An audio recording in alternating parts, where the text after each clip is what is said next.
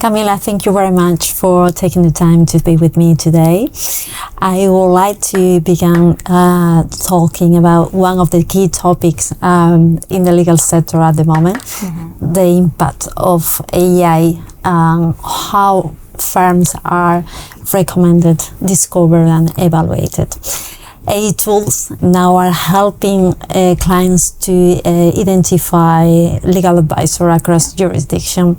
How do you see the role of legal directories in the near future? Yeah, absolutely. Thank you so much for having me. I'm looking forward to this conversation. I mean, AI is the hot topic of the moment. There's not a single week where we don't discuss it here, as I'm sure in many other companies and law firms as well, of course. I think in many ways, AI will sort of amplify perhaps, I think the usefulness of legal directories. I think it's a very interesting topic that is still evolving very much, and we're keen to see where it's going. I think it relies on really structured and reliable data, and much of which actually comes from chambers. So that's in our eyes, like the long-term value of directories like chambers, and I don't think that's something that AI can easily replicate. So having structured and human-led as well calls and analysis too. So I think for us it's that methodology that we rely on, that's built on the calls and obviously the work that law firms submit to us. And I think it's having that groundedness, I guess, in human judgment, and that's what makes us, I think, stand out. And so it's being able to utilize AI in a way that's helpful for tasks that might be like the crafting of submissions or so on, but the ultimate analysis and ranking decision is something that we are continuing to do and that we will continue to do. Are you using AI in the research methodology or in any internal processes? Yeah, so at the moment, like all of our research when it comes to the calls and everything, that is still absolutely the same. Researchers are not allowed, to use AI for calls or anything along those lines, and that's exactly because of, the methodology that we rely on. We are, of course, experimenting with it, whether it's things like the copy editing of what goes on the website and just those tasks that are a little bit more automatic in that sense and less about that human, decision making aspect needed. So whether it's maybe quote extractions and so on, so just to make the process a little bit more effective. But for the moment, when it comes to the research process itself, that is still sort of human-led. Yeah. And do you realize when a law firm are using AI in producing their submissions, or not yet? Yeah, I think so far we haven't seen too many changes, at least on the Europe front, I would say. Obviously, research has just sort of started, so we will see how that progresses. We're seeing it a lot more on the client front, so on the client feedback front, which has been very interesting. And we're curious to see how this develops. Obviously, ranking co-pilot, that is something that law firms can use if they would find it benefiting them, and it sort of integrates actually directly the Chamber's submission system to streamline that sort of preparation and submission process. So that's kind of where we are. Yeah, that's another question I would like to ask, because your Chambers announced the AI collaboration agreement with Ranking Copilot and AI-powered submission tool. How these technologies are helping improving the submission process at the same time preserving differentiation between firms? Yeah, I think that's a really good question. And as I said, it's something that we are quite in the early stages, so we don't, we're still kind of seeing what the trend there is. As I said, Ranking Copilot is something that is, a tool that's there for law firms. We know that this is a process that can take some time. And so, but I think it's worth acknowledging that, yes, AI can like rewrite submissions that are more polished and so on. But I think we've always found that, the research team was always able to spot, let's say, like legal marketing talk, right? And so that was always part of the process. And so in that sense, I think, the research team is able to really analyze those submissions with a bit more of a critical eye and know, what factual information, which at the end of the day is the matters, versus the crafting and the wording and the persuasion that might come with it. So that's something that we're very much aware of, and so we're just kind of taking it really on a period by period basis and seeing how this develops. I think Ranking Copilot is very useful tool, but at the same time I think many law firms still has not the position to use it, because before you need to have identified the track record of all the matters, right? It's not possible, a law firm can use that if they have already developed the track record matters and everything. That's right. I mean, at the end of the day, what we look at is the matter, right? And the work that a firm is doing together, of course, with the client feedback, the market feedback, and so on. But at the end of the day, AI can't make work, right? They might be able to shape how a firm puts forward a certain matter, but it can't just, create work for firms in that sense. So, it's again, for us, it's learning how to differentiate those submissions. But as I said, was really early stages, and we haven't seen that coming across too much or in a way that's impacting the work that we do. Talking about AI and rankings, and there are, I think 2 years ago you launched a new AI ranking, global market leaders, now at European level. Are we going to see AI ranking in Spain in the coming years as well? Yeah, that's a really good question, and definitely a very common one as well that we get. I think, in terms of our coverage, in particular of Spain, we're always very open to seeing, what are firms doing. This was the case with ESG at the time when we've decided to introduce it, just having those conversations with firms and understanding how are they using AI, what sort of, impact is it having, not just internally, but also on their clients, on the work that's being generated. So, never say never. At the moment, we don't have a AI table in Spain, at least, but we do, we have opened them in a few European jurisdictions. So it's also seeing, how are other European jurisdictions handling that, and is there something that can be replicated in Spain? But I'm always, open ears, absolutely, from firms have suggestions and feedback on it. The conversation is very much ongoing. When we are talking about AI ranking, are we talking about the capacity of law firm to give legal advice on that matter? Is that correct? Yeah. So we're talking about both when it comes to, I guess, like AI tables and rankings. The definitions of that might very much change based on the jurisdictions, but I would say at the moment in Spain, at least, we see it a lot with data governance and sort of this interesting overlap. But I think in Spain it's quite an interesting one, and one that we're keeping a very close eye on just because of how active Spain is, even in terms of EU sort of activity, like regulation. So it's to be seen, but I think it is something that it's generating, from what we're seeing, quite a lot of work for firms, and so it's trying to understand what's the best way, I guess, of reflecting that. Okay, I see. Market-wise, Interesting. Yeah.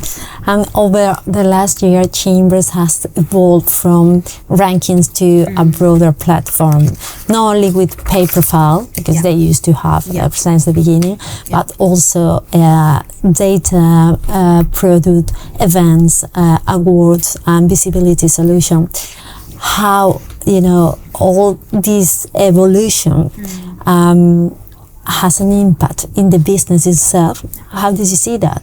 Yeah, I think that's a fair statement to make. I think, over the last decade at least, chambers have definitely evolved from being, I guess, primarily a rankings, publisher into a much broader company and platform. And I think that shift sort of actually strengthened the business. Rankings obviously remain, the core of what we do, and, having that gold standards, and that is really unchanged. But the reality is that we sit on such a rich pool of data and insight, and, that's like law firm kind of profiles, client feedback, market trends, and so on. And so I think this evolution of chambers has actually offered more value to law firms, and at least this is, always our aim.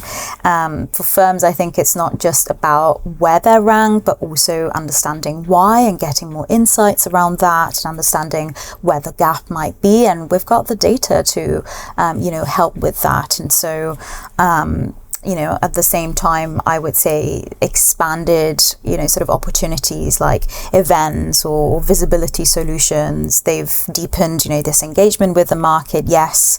But I think, it's still, all of this is still underpinned by that core methodology. Yeah, that was my next question. How do you preserve editorial independence? Yeah, it's that's the core of what we do, and it remains unchanged. The context can change, everything can become more competitive, and new sort of emerging factors can come into the picture, but our methodology is the same, and it's the backbone of what we do, and it's super important for us that it remains that way, because that's what gives chambers the credibility and just the reliance and the trust that we get from both law firms and clients. So we can say we don't need to have a pay profile to be ranked chambers. What do you mean by pay profile? I mean, you don't need to have a product. I mean, you can be rank at chambers without buying, any absolutely. of them. Absolutely. I think, that's really important for us to be clear on that. Any law firm can submit work and referees, and that is a completely free process. All of the ranking process is absolutely separate from any commercial sort of activity that comes through, so we're not pay to play at all. Exactly. The way the timeline of things kind of works is the firms submit the work, the referees, and the decisions are made, and the research is sort of done and underway in process, and then it's only at a later stage when those decisions and rankings are fully established that then firms can decide to purchase a profile for increased visibility and all of these other sort of added products. But the editorial independence and the research independence is absolutely still there, and it's very, very important for us that it remains that way. Regarding a referee management tool, because there is an advantage for law firm who already have it, because you have on real time if a client got back to chambers to give some feedback.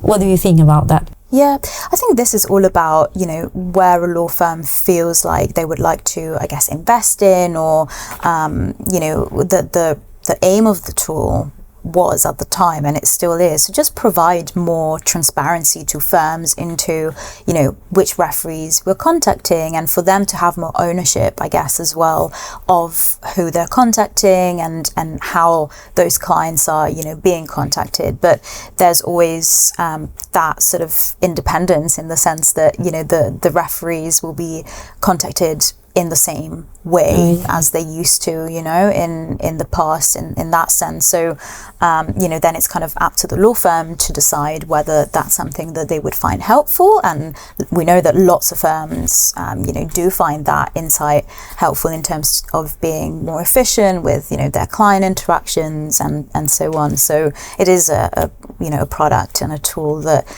is really, really beneficial for firms. But again, it's not a must. And it's, in that sense, it's not like only those firms that have the RMT will get ranked. That's, it's not a correlation necessarily that I would make, but of course it does help with having that insight of what's happening and who has gotten back to us. We always say client feedback is really, really important, and so it's just almost a way to empower firms a little bit to be able to see what's going on in real time. Okay. Yeah. And now that chambers and best lawyers are sharing the same ownership, we're talking about Abri Partners, the private equity fund. Yeah. Is there any synergy between the two directories? No, not at all. We remain completely two separate teams, same owner, but in that sense, there's no Hasn't changed anything, okay. The legal rankings industry have become more competitive. You know, we have all seen many rankings. Are you seeing, what are you watching, what competitors are doing, or how did you see that? Yeah. I think that's a very good question, and I think it's a fair one as well. The legal landscape has changed, right? And I think because of that, we are in this industry, and so because of that, the legal directory space has also kind of evolved and perhaps crowded a little bit as well, with different platforms, coming into the picture. But I think, and we remain really confident of the value that we continue to provide firms and clients, and that value is everything that we've been talking about right now. It's that really strong methodology that's time tested, and that it's proven to be reliable and efficient, and also in the long term just sustainable, and it's the backbone of what we do, and that's not going to change. You could say there is any difference between Legal 500 chambers, because both directors started at the same time, more or less. Yeah, I mean, we're under similar, I guess, environments, and like we were saying, like AI and all these factors, they affect all of us. But I think, we like to pride ourselves in having that gold standard, and remaining, able to really provide, I think, unparalleled research. Yeah.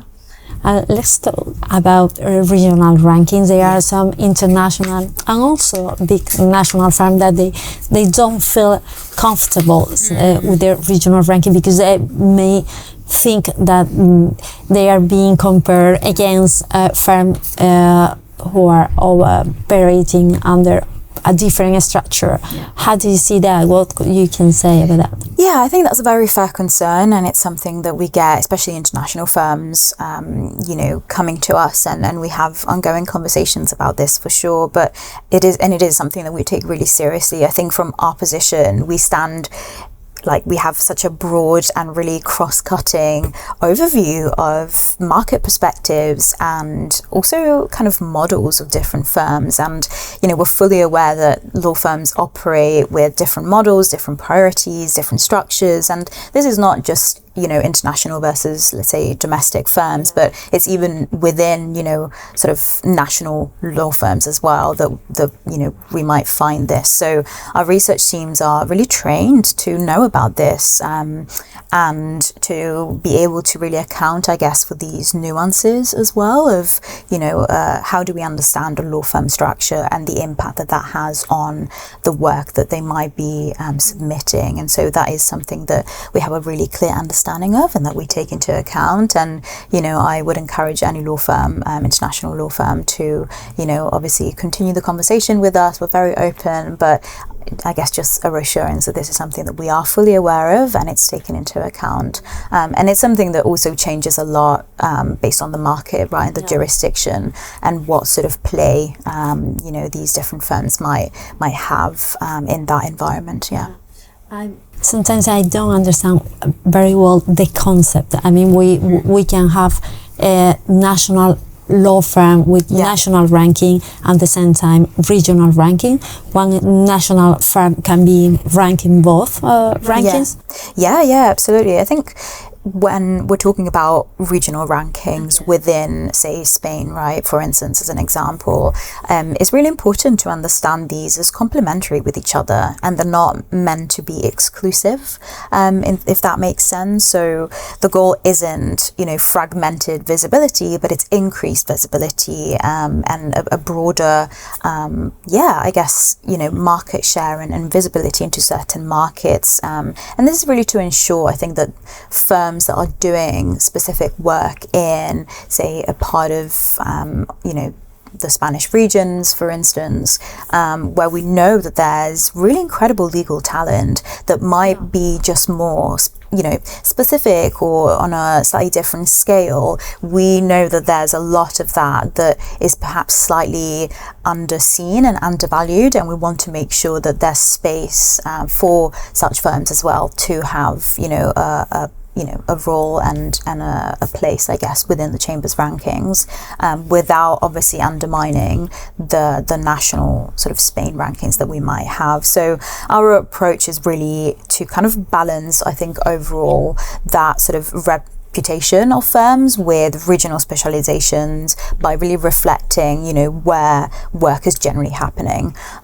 With Spain, we're seeing obviously, Barcelona, Madrid being, central hubs of commercial activity, but we're also seeing a lot more work being done, in whether it's Valencia or, Bilbao or Malaga, like all of these places that in the last 2-3 years have seen a lot more work, and we know that there's legal talent there, and we also know that there's clients that are looking for counsel in that areas and in those areas. And so for us, it's this very interesting moment of understanding how to best showcase all of that. Yeah. Do you see in the near future we will see a ranking for Andalusia, a ranking for Valencia? That is the long-term objective, or? I wouldn't be able to, I think, confirm or deny that at the moment. Once again, because we're trying this and we're seeing, we don't really want to necessarily create, more rankings just for the sake of it. We need to make sure that the market is mature and that it's also something that's ultimately going to be reflective of what's happening on the ground in Spain. So never say never to any of this. We can, have a look into other sort of guides. I know France has been doing something quite similar, and so seeing, how is that going, and what can we learn from it.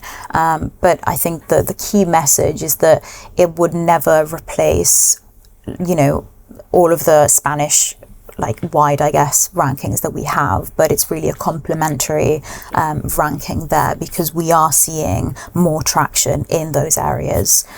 So let's see. Okay. Yeah.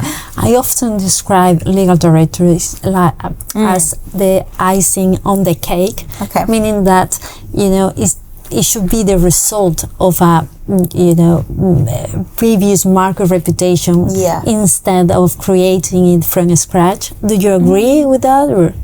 Yeah, I've never heard it say like that. But I think it's a literal translation into English. No. But I think I think I largely agree with that.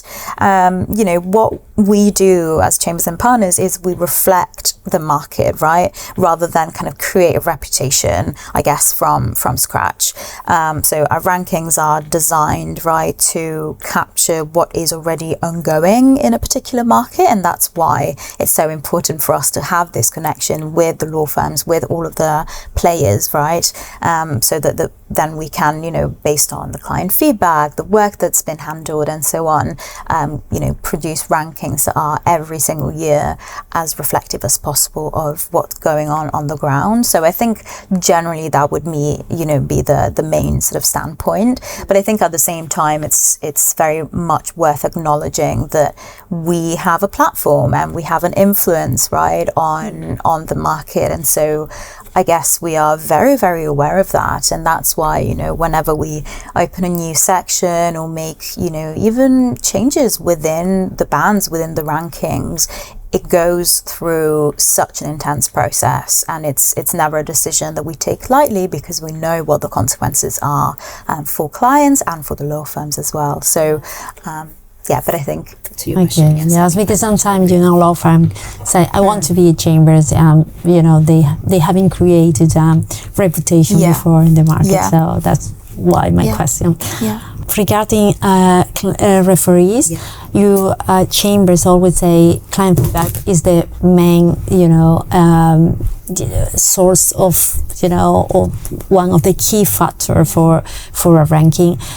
What's happened when you were talking about litigation, arbitration, white-collar crime, which is where it's so difficult to find, client referees? Can you use instead third parties or marketers? Yeah, I think it's also quite a common concern, I think, that we get from law firms, and that's absolutely understandable. And I think what's worth keeping in mind is that every section, as I said before, whenever a researcher is assigned a section, they have a conversation with, the research manager or the editor or whoever it might be that's specialized in, that particular section and jurisdiction. And they have a conversation about the context, about, the practice area and whatever it might be. And one of those things is, okay, you might not actually see as many clients, being contactable, or you might see in the submission all of the work being confidential. So those are all expectations that we already have, and we wouldn't, we know that there's, some practice areas like corporate crime, white collar crime, or litigation where there's more sensitivity and I guess less interaction in that sense. So it's all a very nuanced process, and it is all taken into account 100%. I would say in those instances, or even just generally, yes, a diversity of I guess perspectives can be helpful. So sometimes, in arbitration, for instance, maybe arbitrators are put down as referees, and that can help. I would say with that, it's always a balancing act a little bit. Like, I wouldn't recommend including, a full list of only non-clients in it, because at the end, clients are the ones that can really vouch for law firms, right? Provide that first-hand experience that we really, really want to hear, and that plays such a pivotal part in the ranking decision-making process. But I guess to reassure firms as well, the nuances of certain practice areas are absolutely taken into account. Could you explain very briefly, if someone that the research process, how start from the beginning when a firm submit the submission? Because my first question is, if a firm doesn't submit a submission, has any chance to re-rank, or they need to share the work they are doing? I would say there's no necessarily, I don't want to give a black and white answer. This is very much dependent on the jurisdiction and therefore on the guide and so on. Certain jurisdictions, certain markets are incredibly competitive, and some perhaps slightly less so. In a case like Spain, it's going to be really, really, really hard, and it ever happens that a firm or a lawyer gets ranked without us having any insight into what they're doing. We might, sort of flag them as, someone that we might want to have a look into and potentially ask about, but it's going to be really hard for us to be able to rank firms or individuals if we don't actually know what sort of work they're handling, and if we can't speak to their clients. So in that sense, the chances of that happening in a jurisdiction like Spain are very, very low. How the entire process work? Okay.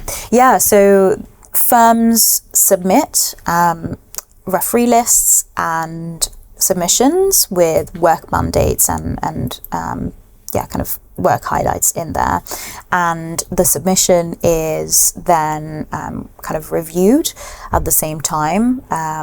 What happens is, once we receive, these two pieces, I guess, of, these two items from firms, once a research section is assigned to one researcher, that research period will begin. So what that means is clients become contactable. That researcher will reach out to the clients and start, to either, through a survey or an actual call, different avenues for that, but overall collect that data from the clients, really, really important. And then on the other side, they will also be having conversations with the lawyers in that market for that practice area.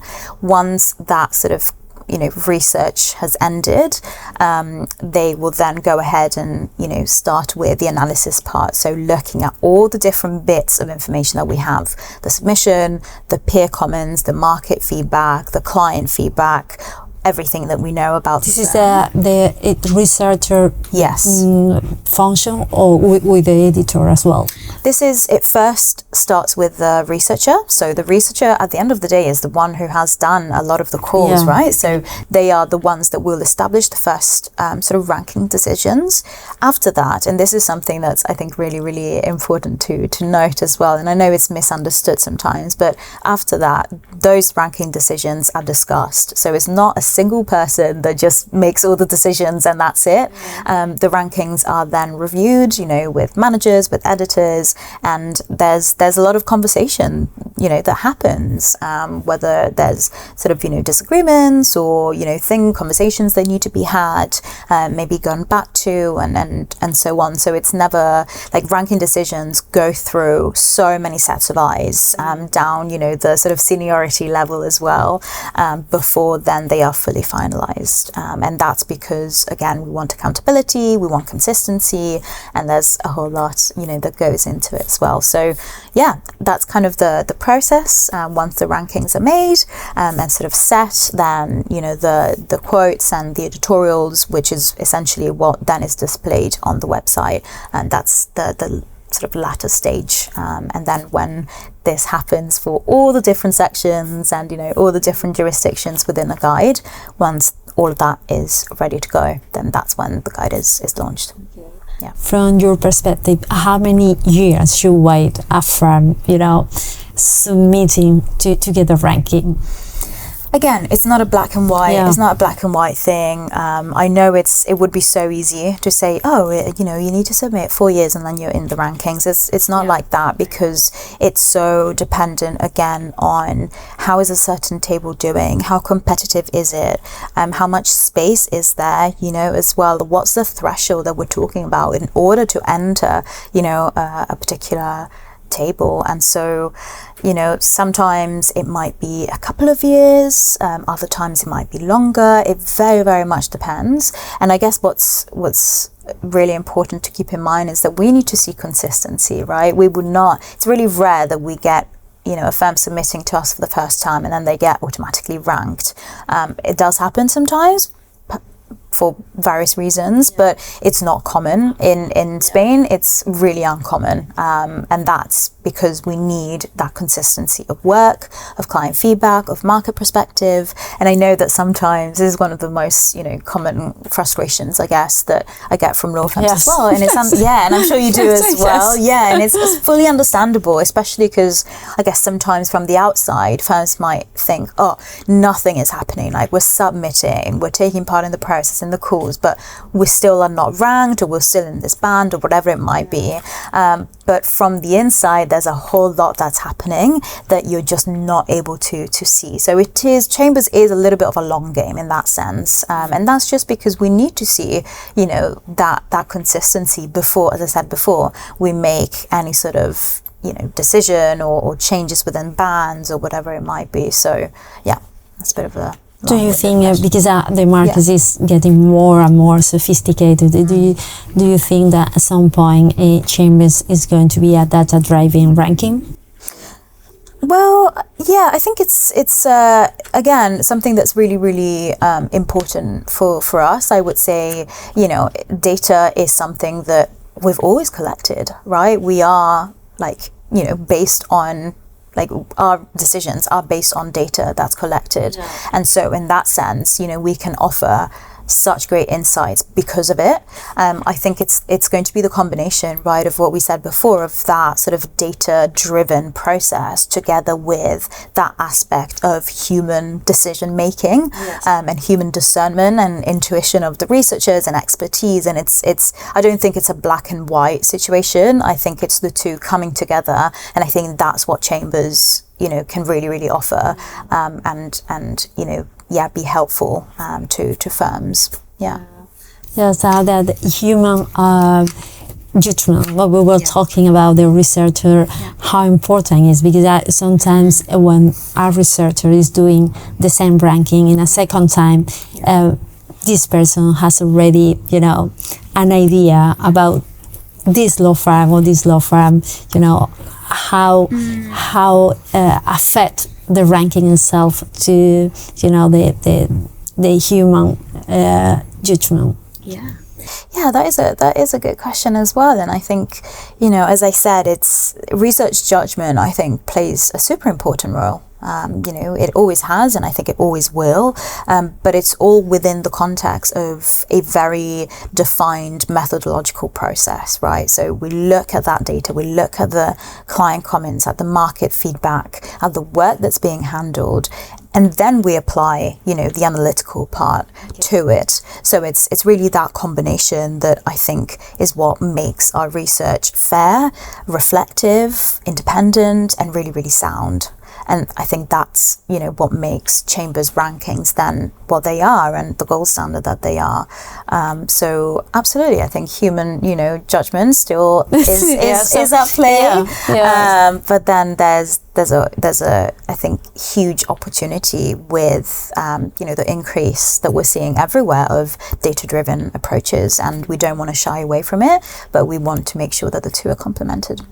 Yeah. Talking about clients, do you see clients are using legal directories in the same way they did 10 years ago? Yeah, I think I would say so, in the sense of, they're definitely still using rankings. I think, if anything, trust, in Chambers and in directories has probably strengthened. But I would say that relationship has perhaps evolved. And so clients today are more informed, right, probably than ever before, and they have access to multiple sources, I guess. But I think that's why benchmarks like Chambers are so important, because that's what clients fall back on. We're seeing really, really strong engagements, engagement levels overall. We have around 25 million views of our website every year, and so that just tells us that yes, our rankings are being viewed. And I was looking at some insights that we had from last year. The vast majority of that traffic that we're seeing, around 89%, comes from sort of buyers of legal services. So, for us, that reinforces that clients are very much actively relying on Chambers as part of their, I guess, decision-making process. And so I guess whilst the ecosystem is broader than it was maybe 10 years ago, the role of credible and really sound research-driven rankings, I think, has strengthened, if anything. Do you think, for example, a new generation of in-house lawyers rely on legal directories in the same way, previous generation did?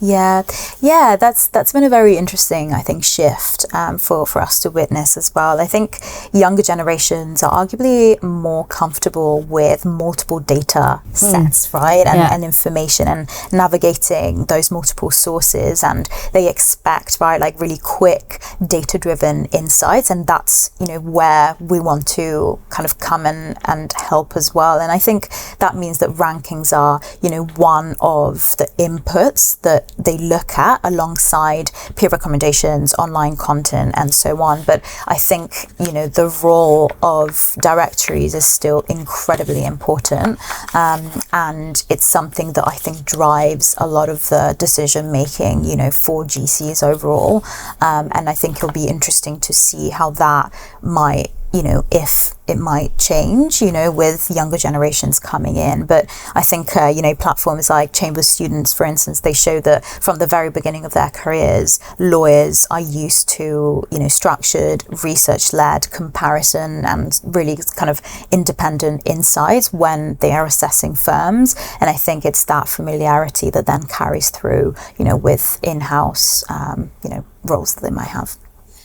What role do a legal directory does when the relation between client and firm are already created? Yeah, I think, they still play a really, really important role even after a, client relationship is established. I think they act as almost like an external validating point.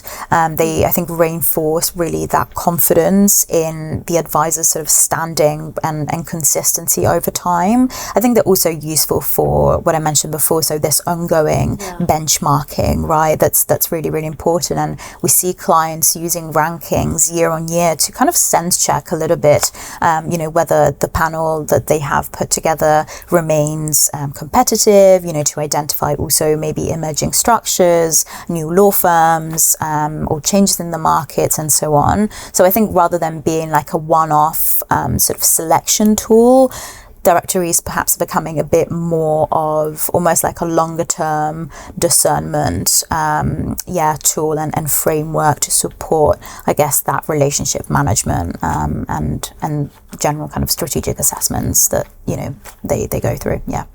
Again, regarding the rise of social media, in particular LinkedIn, do you think, LinkedIn, legal marketing content, personal branding, do you think all these factors have helped to, for example, a lawyer to gain reputation, visibility?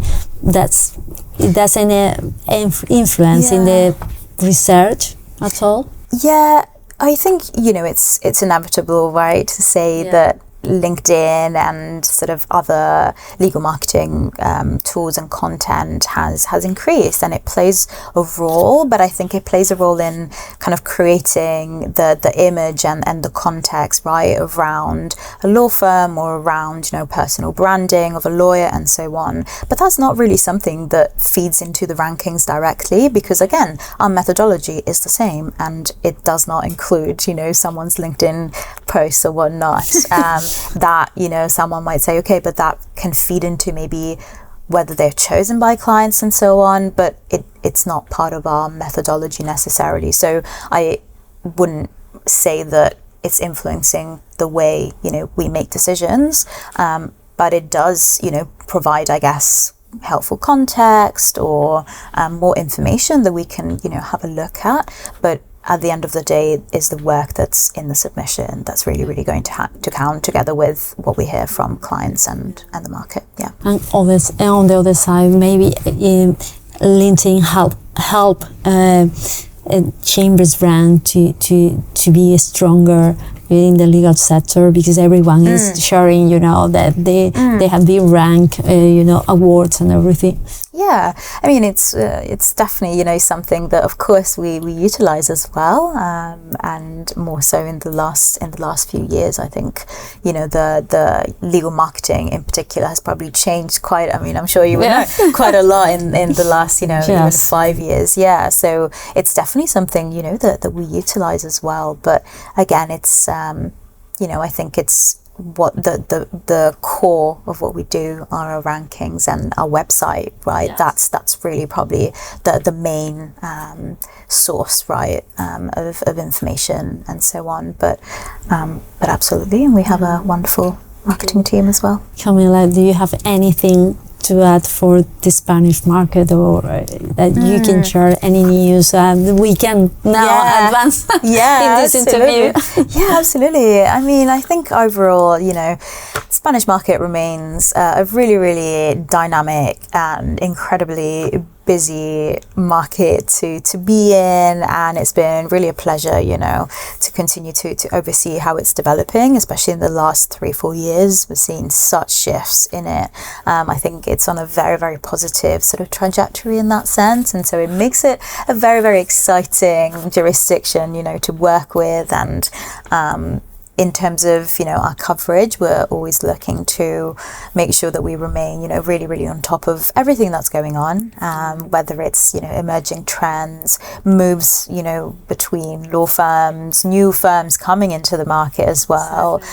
So, I'm personally, and my team as well, we're very, very open to having ongoing conversations. I really encourage firms, if you think there's an opportunity somewhere, there's some practice area, for instance, that we're not recognizing at the moment, and you think there's a need of it, or if there's any feedback, I'm absolutely open to having these sort of conversations. And we've just about started. It's May when we're filming. Just about started European and Spain research. So we're very, very early stages, but it's looking very positive, and we're very much looking forward to continuing. Well, thank you very much. It has been a pleasure. My pleasure. Thank you so much for the opportunity, and I appreciate that. Thank you. Absolutely. Congratulations.